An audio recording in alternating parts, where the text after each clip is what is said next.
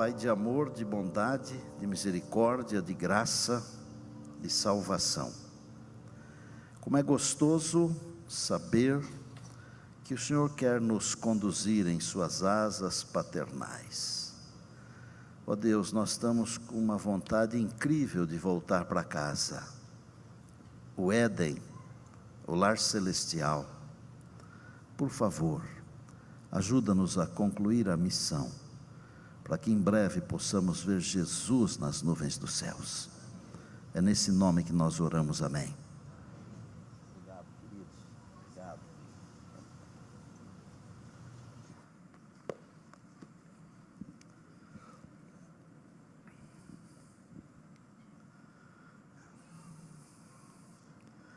Ele quer.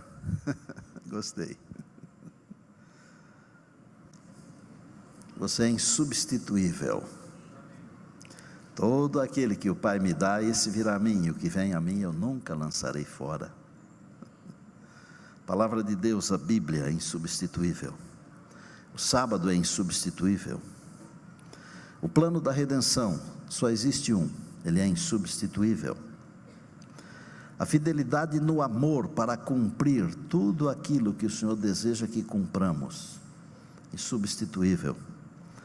E hoje vou falar um pouquinho sobre o chamado. Queria agradecer a todos os que estão vindo, agradecer o carinho que eu estou recebendo aqui. Minha esposa e eu estamos recebendo muito, muito, muito carinho. Pode ser que você não perceba, nem saiba, mas esse carinho nos abençoa até no momento em que nós estamos aqui em cima, sabe? Como é bom saber que do outro lado, aqui assentados, na telinha de um aparelho, tem alguém carinhoso que olha para a gente com amor. Agora há pouquinho o José Neres lá da Bahia, ele exagerou um pouco porque é meu amigo, né? Agradecendo a Deus pela maciez da minha voz. Ô José, obrigado, mas nem tanto, né? Obrigado a todos.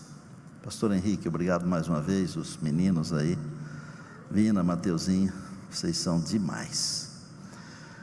Que tal? Vocês estão achando que está bem assim? Tudo bem? Mas para não dizer que eu estou sem gravata, não é? Eu tenho uma gravata aqui. Essa gravata aqui,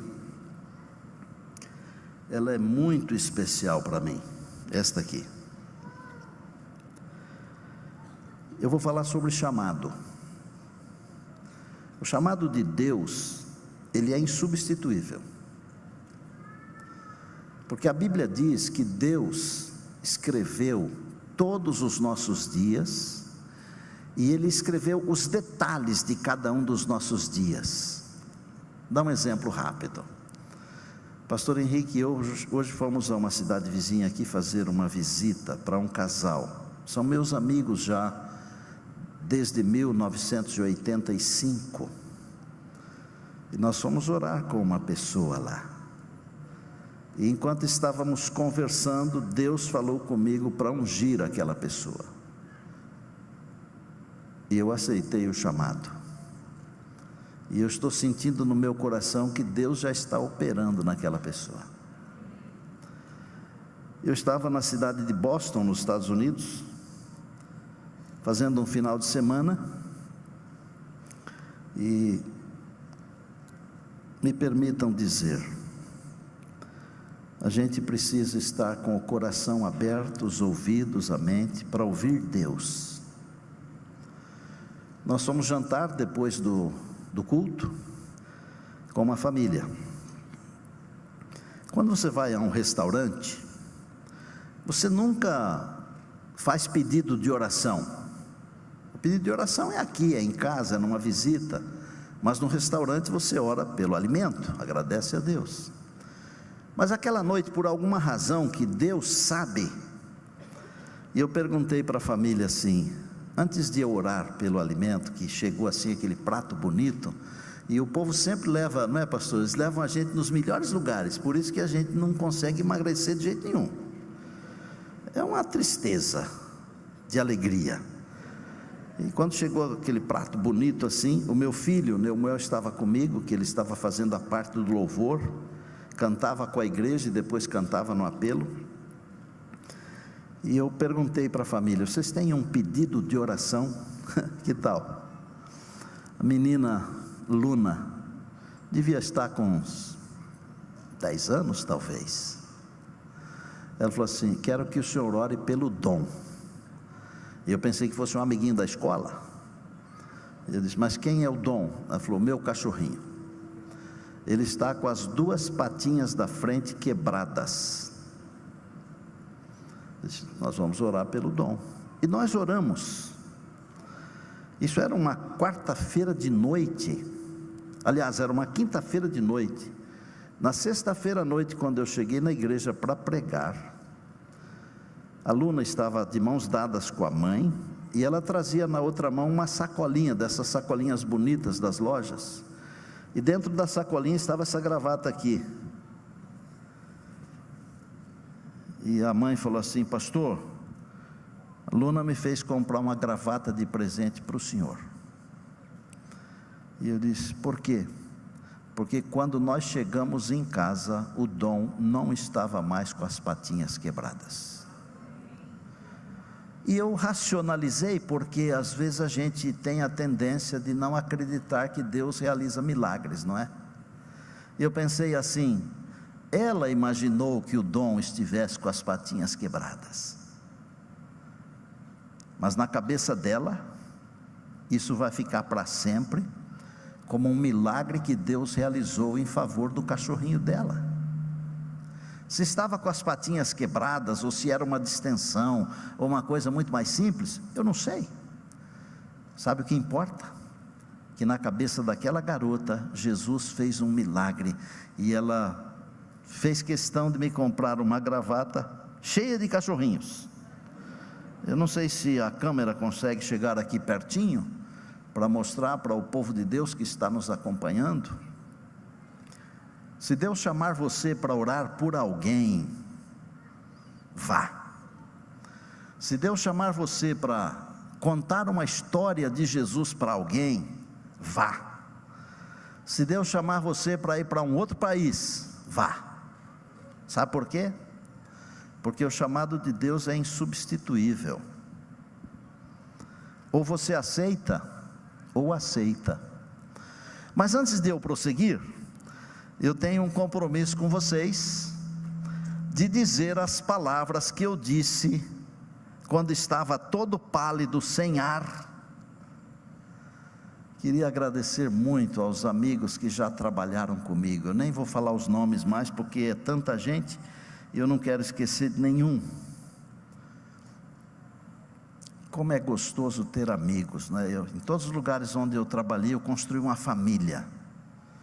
Os mais jovens, meus afilhados, meus filhos, os da minha idade, meus irmãos. É uma família, gente. Nós somos uma família, e nós estamos indo para a eternidade. Nós temos que nos tratar com esse amor harmonioso. Isso faz um bem tremendo. Mas eu estava lá na assembleia, e de repente leram o meu nome para presidente. Eu fiquei branco, sem ar. E cabra vermelho, assim como eu, quando fica branco, todo mundo percebe, né? Pastor Moab falou: Ostina, você está parecendo um lençol, rapaz, vai lá para frente, fala qualquer coisa lá, você é o presidente, nós vamos aplaudir. E eu fui assim, meio sem saber o que falar, não é? Mas eu me lembro de ter dito o seguinte: quem lidera esta igreja é o Deus Espírito Santo. Porque quando Jesus subiu, Ele disse que o Espírito Santo cuidaria de nós. Então eu disse: quem lidera esta igreja é o Espírito Santo. E eu vou trabalhar com muita oração, para que o Espírito Santo me use, para levar essa igreja avante. Foram alguns anos assim, muito interessantes, de muito trabalho. nós tínhamos dificuldades no primeiro momento, assim, antes de eu adentrar para a reunião, para escolher os outros líderes. O tesoureiro da União era o pastor Derner, e ele falou assim: o pastor Neumuel, para você sobreviver, você tem que diminuir 5 orçamentos. E eu fiquei pensando, que bucha, não? Porque às vezes as pessoas pensam que é uma bênção, que é bom demais. Claro que é bom demais, mas tem também as dificuldades. Mas Deus foi tão generoso conosco, que não precisamos demitir nenhum obreiro, e ainda no final do primeiro ano nós chamamos mais 3 formandos. O campo prosperou, foi uma bênção incrível, incrível, incrível. Veio uma assembleia, nós fomos eleitos, e quando estava depois da metade do mandato, o pastor Tércio era o presidente da União, meu amigo querido. Ele estava em Brasília, ele me ligou e falou: olha, o pastor Rui vai ligar para você. E eu disse: e o que é, pastor? Não, ele vai falar com você. Em seguida o pastor Rui ligou, ele disse: você foi nomeado para ser o diretor do Sistema Adventista de Comunicação, a Novo Tempo. E eu tive um outro frio na barriga, né? Menino ainda, jovem, mas Deus, Ele sabe que quando dá frio na barriga, é porque a gente se sente incapaz, e aí Ele dá a capacidade. Eu aprendi nesses 40 anos pastoreando a igreja, que não são os capacitados, são os chamados. E quando Deus chama, é Deus que capacita. Eu já realizei muitas coisas, mas não fui eu quem realizou, foi Deus. Eu disse para os meninos, num dia desses aí, que só tem história quem trabalha. E quando nós trabalhamos para Deus, Deus nos dá as histórias, Deus nos dá as vitórias. E quando estava assim numa paz incrível, vai o Neumuel lá para a Voz da Profecia. Olha, sinceramente, nunca me deram um baú cheio de ouro. Eu acho que eles descobriram que eu gostava de desafios, porque eu cheguei na Voz da Profecia. Não se assustem, mas a Voz da Profecia não tinha dinheiro para comprar o terno do quarteto. Voz da Profecia, que nos tempos áureos de Rabelo, grande líder, iniciador, estava presente em 300 emissoras de rádio. Quando eu cheguei lá, nós estávamos transmitindo em apenas 57 emissoras. Mas Deus de novo abriu os celeiros do céu, e as bênçãos vieram. Eu não vou dizer tudo o que aconteceu, mas eu posso dizer uma coisa para vocês. 6 anos depois, quando saímos da Voz, a Voz estava sendo transmitida em 1512 emissoras no Brasil, e mais de 30 emissoras fora do Brasil, onde se fala o português. Deus é bom demais, mas às vezes a gente tem que se submeter para entender o que Ele quer. Vou dar um exemplo. No dia que eu fui assumir o trabalho, o quarteto Arautos do Rei, aquela formação de 96, com Dênio Abreu, Tarsis Iraídes, Jefferson Tavares e Ronaldo Fagundes, e o meu leãozinho Jader Santos, o maestro. Eles estavam em Portugal, fazendo uma campanha evangelista com o pastor Feiraben, e deu certo de nós subirmos do Rio de Janeiro para Nova Friburgo juntos, no mesmo veículo. Era um veículo fantástico, uma MB cinza, MB 180, que dentro fazia mais fumaça do que a Maria Fumaça, dentro. E eles estavam todos cabisbaixos assim, porque ouviram dizer que alguém estava querendo acabar com o quarteto Arautos do Rei. E é verdade que queriam acabar, vocês não sabem disso, porque nos Estados Unidos eles tinham acabado com o King's Herald, que foi um erro no meu ponto de vista, no meu ver. E aqui queriam cometer o mesmo erro. Não vou falar os nomes, porque o negócio aqui é contar a história, não é fazer pecha da vida de ninguém, não é? E aí, pastor, mas vai acabar o quarteto? Eu disse, você acha que se fosse acabar o quarteto, eles teriam me tirado da presidência de um campo para me trazer aqui? Eles me trouxeram aqui para levantar esse negócio, nós vamos arrebentar em nome de Jesus.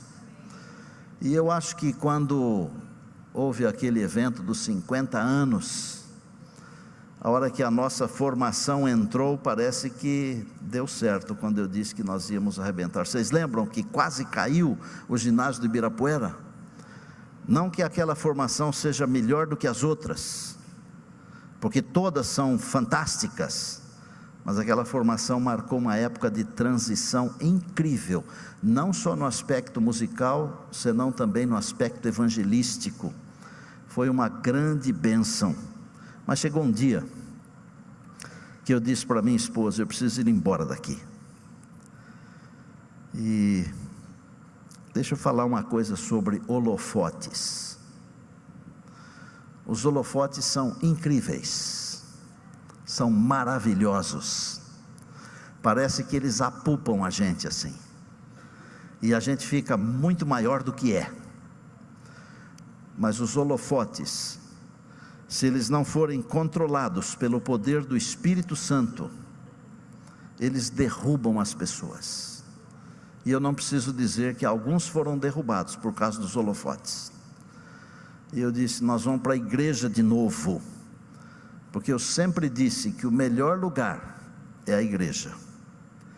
E depois de 40 anos, eu não mudei de ideias.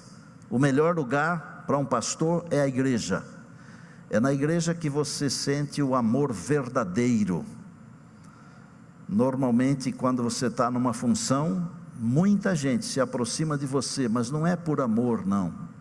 Mas na igreja o amor verdadeiro floresce, e Deus seja louvado por isso. Então eu fui à divisão, e quando cheguei lá, eu disse o seguinte ao presidente da divisão: bom, sábado de manhã eu continuo, tá bom? Amanhã é Santa Ceia, né? Sábado de manhã. Chamado, pega a sua Bíblia aí. Mateus, capítulo 11. O chamado de Deus, ele tem várias nuances, ok? Então, Deus chama, Deus sustenta, orienta, e Deus chama também para enviar. Então o primeiro chamado de Deus, conforme a palavra de Deus diz, conforme a Bíblia diz, Mateus 11, 28, é um vinde a mim, assim, muito carinhoso. Eu gosto de ser carinhoso com os irmãos, vocês percebem isso? Um pastor não pode ser rude, os irmãos sofrem, o pastor também sofre, mas o pastor está aqui para ajudar. Os irmãos sofrem a semana inteira, e quando eles chegam na igreja, eles querem receber um abraço carinhoso. Deus é esse pastor na pessoa de Jesus. Ele fala assim: vinde a mim, todos vós, os que estáis cansados e sobrecarregados, e eu vos aliviarei. Jesus continua chamando: vinde a mim. Não é a autoajuda que nos alivia, que tira a nossa carga, mas é a ajuda que vem do alto, é a ajuda que vem do Pai, é a ajuda que vem de Deus. Por isso Jesus, de braços abertos, ele diz assim: ó, está cansado? Venha a mim. Está sobrecarregado? Venha a mim. Ele continua chamando, de braços abertos: venha a mim. Mas não é só para descansar, porque ele diz também, Mateus 4,19, olha lá, rapidinho: vinde a mim, e eu vos farei pescadores de homens. Primeiro eu tenho que ir a Jesus, para Ele aliviar os meus fardos, para me descarregar do pecado que, segundo a Bíblia, tenazmente nos assedia. Então, quando nós vamos a Ele e recebemos a bênção da sua presença, Aí ele diz assim: vinde e eu vos farei pescadores de homens. Nenhuma pessoa, nenhum homem, nenhuma mulher, nenhum jovem, nenhuma criança que vai a Jesus apenas para ficar em Jesus, mas nós vamos a Jesus para que Ele nos use como seus instrumentos para irmos até outras pessoas.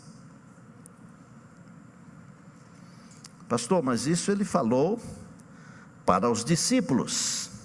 Está correto, Ele falou para os discípulos, mas você já leu a oração sacerdotal que Jesus fez e que está em João no capítulo 17? E no verso 20 ele falou assim: oro não apenas por estes, mas também por aqueles que haverão de crer pela palavra. Veja que o vinde não é só para o discípulo, aquele grupinho pequenininho lá, é para todos nós. Outra coisa, Pedro disse assim em 1 Pedro 5,10, olha que texto lindo: ora, o Deus de toda graça, que em Cristo vos chamou à sua eterna glória, depois de terdes sofrido por um pouco, Ele mesmo vos há de aperfeiçoar, firmar, fortificar e fundamentar. Deus chama homens e mulheres, jovens e crianças: vinde a mim. E depois ele diz: eu vos farei pescadores de homens. Depois que nós vamos a Jesus, ele tem também um ide e pregai. Eu tenho dito para algumas pessoas, especialmente para umas pessoas assim poderosas financeiramente, porque o evangelho, ele precisa também de gente que tem dinheiro para alavancar o evangelho. Deus nos deu uma missão, e nem todos têm a missão de pregar. Alguns têm a missão de ganhar dinheiro para ajudar a igreja, mas tem que ajudar, é a missão. O Deus que nos chamou, vinde, Ele disse: e eu vos farei pescadores de homens. O que é que nós estamos fazendo com o vinde de Jesus? Nós estamos só indo a Ele, esquentando o banco, papando os sermões? Ó comunidade, tem que sair para pescar os homens e mulheres que estão por aí, e tem que começar em Jerusalém, e depois tem que ir na Judéia e na Samaria, e depois tem que ir até os confins da terra. Isso aqui é igual jogar uma pedra num lago, gente. Forma uma onda pequenininha, redonda assim, ela vai se abrindo.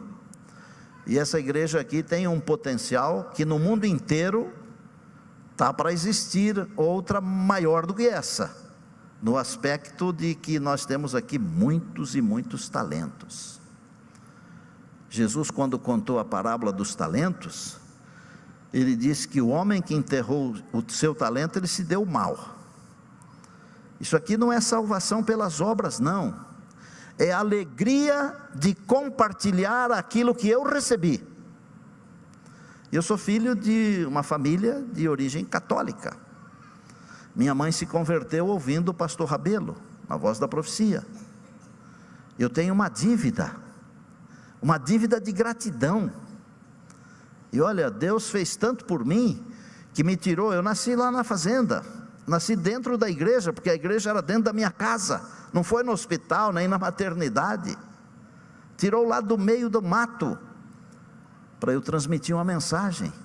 E eu digo sempre o seguinte: nós vivemos uma vida só, mas se eu vivesse 10 vidas, elas não seriam suficientes para eu ser agradecido por tudo que Deus fez por mim. Tem mais alguém que pensa assim? Deixa eu ver. Tem. E sabe a melhor maneira que a gente tem de ser agradecido? É sendo testemunha, é contando o que Deus fez por nós. Mas nós temos vergonha de contar, porque temos medo de nos parecer com alguns que exageram. Não precisa exagerar. Conta o que Deus está fazendo na sua vida. o que Deus está fazendo na sua família. Deus chamou Abraão. Eu tenho um carinho muito grande por esse Abraão, viu? Eu só não gostei dele ter feito umas coisas lá que ele fez, né? Mas Deus também não gostou. Mas ele fez umas coisas incríveis. Abraão, sai da tua terra. Se ele tivesse perguntado assim: para onde eu vou, Senhor? Não faça pergunta, saia. Que tal? Vai para um lugar, mas onde? Eu mostro, calma. E a Bíblia diz que ele saiu, e foi, e chegou. Aí Deus falou: eu vou dar a terra para a sua descendência, mas antes, 400 anos de escravidão. Mas ele foi. Primeira coisa que ele enfrentou na terra: fome. Teve que descer para o Egito. Mas não foi longe, porque ele sabia que a terra que Deus havia prometido estava ali. Quando nós aceitamos o chamado de Deus, que é insubstituível, Deus vai à frente. Você lembra o que Deus falou para Elias? Elias, vai lá para o ribeiro, eu já falei para os corvos alimentarem você. Antes de falar vá para lá, Deus já tinha planejado tudo. E olha, quando a gente não aceita o chamado, dá confusão.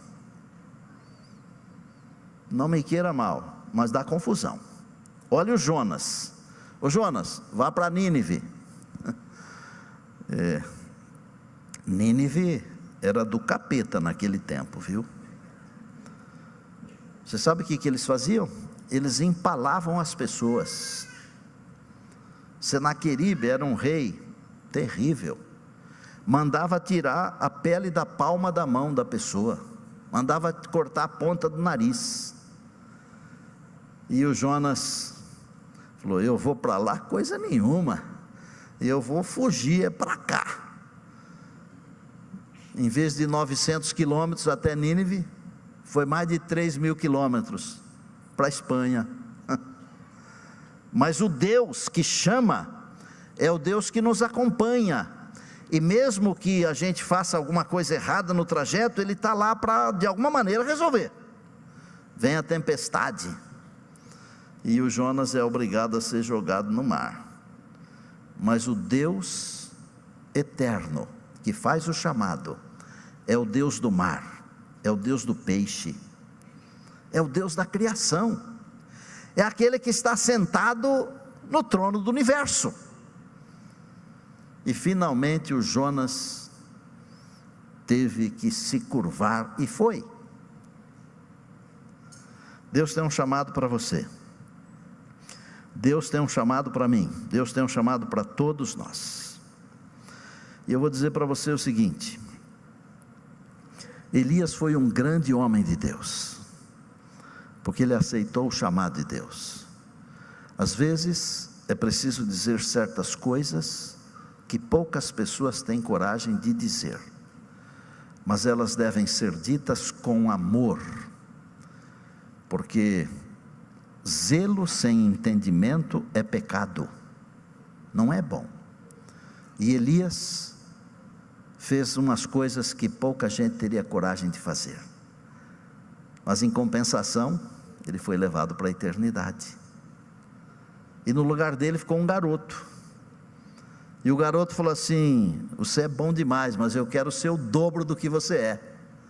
Não é pecado querer ser o dobro para Deus, não é pecado. Olha, se você me vir quando eu estiver subindo, você vai ser o dobro do que eu sou. Se você ler a história dos dois, você vai descobrir que o menino que seguia Elias, ele fez o dobro dos milagres que Elias fez, porque quando estava subindo, Deus fez com que a capa de Elias caísse sobre ele. Quando Deus nos chama, Ele joga a capa sobre nós, e não tem barreira, não tem buraco, não tem muro, porque a capa de Deus é a capa do Espírito Santo. E quer saber? hoje Deus está chamando você. Eu não sei para quê, mas talvez você esteja sentindo isso aí. Deus está dizendo alguma coisa para você. Quando Deus falou com Isaías, Deus falou: escuta, estou com um projeto aí, topa a parada? Quem há de ir por nós? Isaías falou: eis-me aqui, envia-me a mim, eu topo. Isaías foi uma fera, gente, incrível, nas mãos de Deus. Qualquer um de nós pode ser grande, muito grande, muito grande nas mãos de Deus, porque é Deus o grande realizador. E quer saber? Se você leu o livro de Jó, você passou os olhos no verso 2 do capítulo 2, onde ele estava se corrigindo diante de Deus, se ajustando diante de Deus. Ele falou assim: Senhor, eu sei que nenhum dos teus propósitos jamais poderá ser frustrado. Os propósitos de Deus não se frustram, gente. Deus tinha um propósito lá na criação, de nós vivermos eternamente no Éden sem pecado. O pecado veio, mas o propósito de Deus vai se cumprir. E sabe onde vai se cumprir? O Monte das Oliveiras vai se fender, e a cidade de Deus vai descer lá, porque os propósitos de Deus se cumprem. Confie nos propósitos de Deus. Eu vou terminar contando uma história bem curtinha, e enquanto eu estiver contando, eu vou estar orando aqui, para Deus abrir os seus ouvidos, a sua mente, o seu coração, para você atender o chamado que Deus está fazendo para você. Pastor, mas eu já tenho 70 anos, 70 anos é a melhor idade para a gente fazer coisa para Deus, porque já não tem mais aquela pressa, aquela loucura, mas tem muita sabedoria. Mas eu sou menino, melhor ainda, em todo tempo é ótimo, em todo tempo, se confiamos em Deus. Quando eu estava com uns 17 anos de idade mais ou menos, eu sempre tive vontade de ser piloto de avião, e o meu sonho era ser piloto da Força Aérea. E hoje, por exemplo, quando eu estou num aeroporto e eu vejo um A380, da Emirates, por exemplo, que é um avião com capacidade para levar até 800 pessoas, é um monstro, são 2 andares de cadeiras dentro do avião, é uma coisa linda demais, 4 turbinas enormes, e eu fico meia hora olhando o avião lá e não me canso. Eu cheguei em casa com a carteirinha da Academia da Força Aérea, da AFA, de Pirassununga, feliz da vida, né? A hora que eu cheguei em casa, mostrei para minha mãe, para o meu pai, e como é bom ter uma mãe, né? Como é bom ter um pai, como é bom ter irmãos. Se você não tem irmãos, pai e mãe, se junte com as famílias da igreja, porque nós somos todos um em Jesus Cristo, amém? Mas a minha mãe falou um negócio, que assim, ela tirou da minha cabeça, como você tira um copo d'água daqui e põe para lá. Ela falou assim: filho, você já pregou na igreja, você é um moço bom, daria certo você ser um piloto assim, da Força Aérea, essas coisas assim? Falei: claro, mãe. Falou: mas se você um dia tiver que jogar uma bomba numa cidade? Eu guardei a carteirinha, depois eu acabei rasgando, nunca mais voltei. No dia que eu me formei em teologia, nós já tínhamos 2 dos nossos filhos.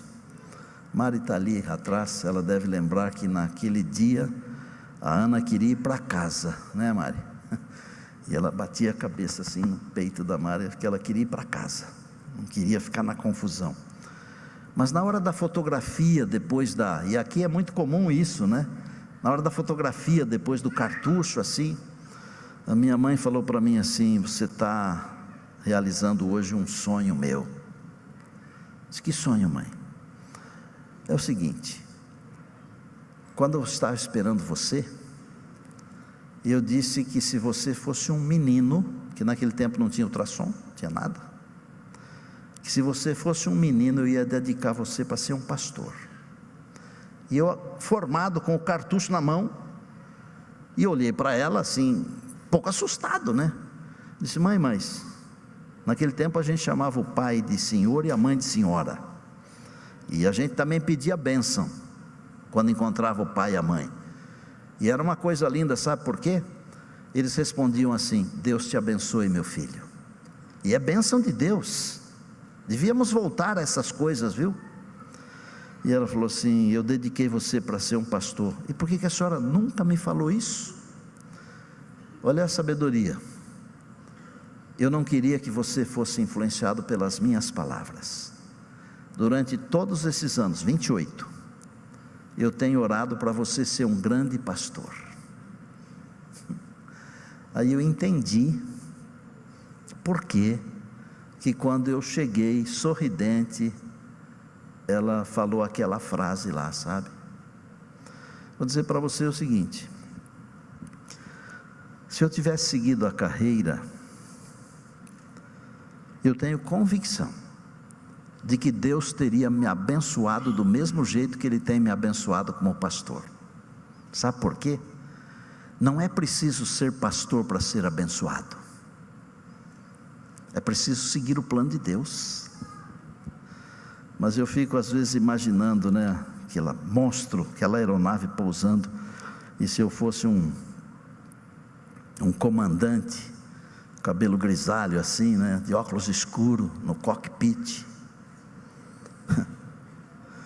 Senhoras e senhores, estamos nos aproximando do aeroporto internacional de Guarulhos, em São Paulo. Não é necessário apertar demais os cintos de segurança, porque neste momento, com toda a segurança e tranquilidade, nós vamos fazer uma suave carícia no planeta Terra. Eu falaria assim, e seria um sucesso. Mas sabe o que eu prefiro no fundo do coração? É estar aqui diante de vocês, falando de Deus, porque eu poderia ter transportado milhares, talvez milhões de pessoas, mas as viagens elas começam e terminam.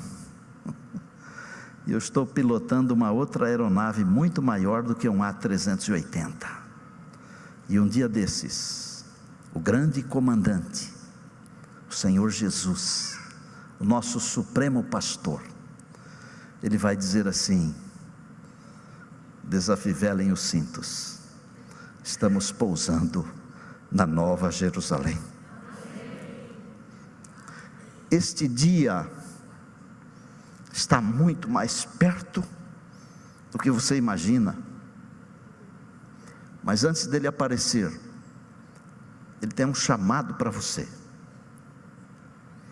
Não quero que todos vocês venham aqui, mas eu quero que venha talvez 1 ou 2 ou 5, não sei, que estão sentindo um desejo de serem usados por Deus de uma forma poderosa, sobrenatural, como os discípulos foram usados no dia de Pentecostes, para a gente se unir, se juntar e juntos terminarmos a tarefa da pregação e vermos Jesus voltando para pousarmos na Nova Jerusalém. Israel vai cantar uma música. É hora de a gente ir para os braços de Jesus. Ele está chamando. Primeiro Ele chama para abraçar você, depois Ele chama porque Ele quer usar você como um instrumento de salvação. Os que sentirem isso, venham à frente, por favor.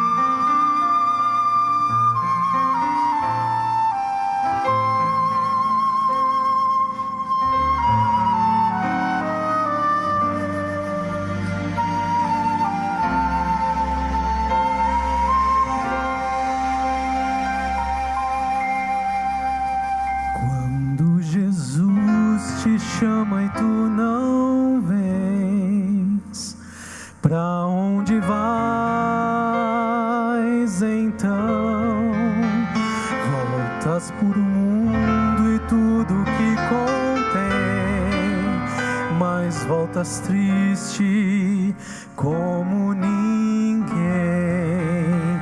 Por que voltar pro frio gelado que destrói e abandonar os braços de amor do Pai? Por que insistir no que te faz tão mal, no que te rouba a paz?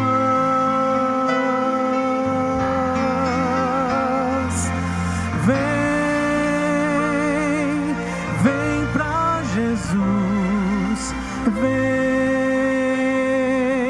vem pra Jesus.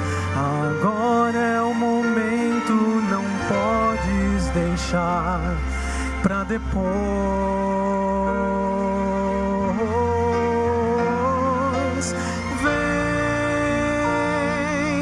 Vem pra Jesus, vem pra Jesus. Agora é o momento, não podes deixar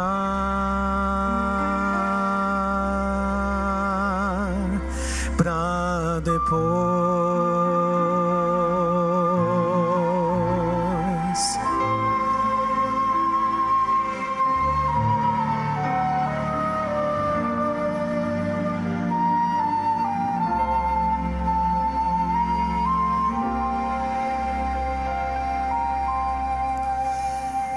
Quando Jesus te chama e tu não vens, pra onde vais então? Voltas pro mundo e tudo que contém, mas voltas triste como ninguém. Junto de Cristo sempre existe um bom lugar, onde calor e abrigo podes encontrar, e onde a vida pode retomar sua força, seu vigor.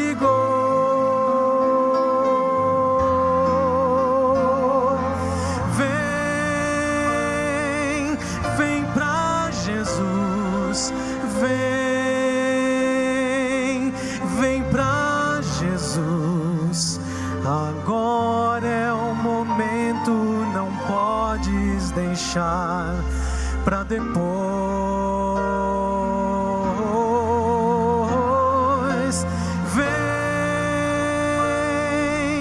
Vem pra Jesus, vem pra Jesus. Agora é o momento, não podes deixar pra depois.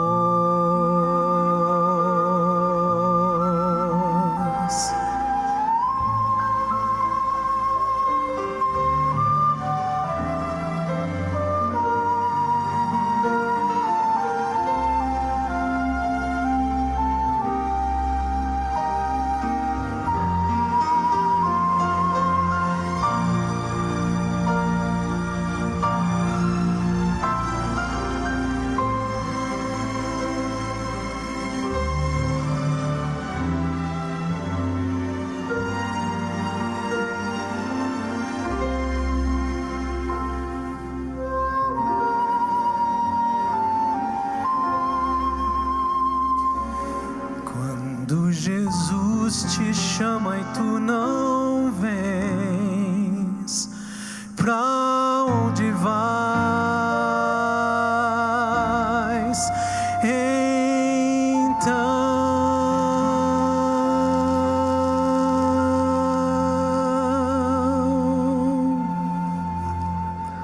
Obrigado, Israel. Se você tem uma visão correta, uma cosmologia correta, você vai perceber que o grande objetivo da vida é conhecer Deus e revelá-lo. Esse é o grande objetivo. Tudo o resto é passageiro. Mas o grande objetivo real da existência é conhecer Deus e então revelá-lo ao mundo. Eu não sei o que é que Deus falou com você, porque às vezes a gente prega uma coisa e o Espírito de Deus fala outra, mas eu sei que Deus moveu o seu coração. E eu vou orar aqui pedindo que Deus realize esses desejos que estão em todos esses corações. Pai do céu, como é gostoso estar na tua casa. O salmista tinha muita razão quando ele disse: alegrei-me quando me disseram, vamos à casa do Senhor. Aqui é um lugar de paz.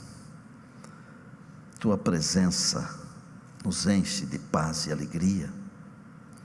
Pai do céu, teu povo, tanto aqui na igreja, aqueles que estão em casa, que estão em algum lugar acompanhando no YouTube, muitos estão dizendo que desejam ir a Jesus para serem instrumentos para a salvação dos outros.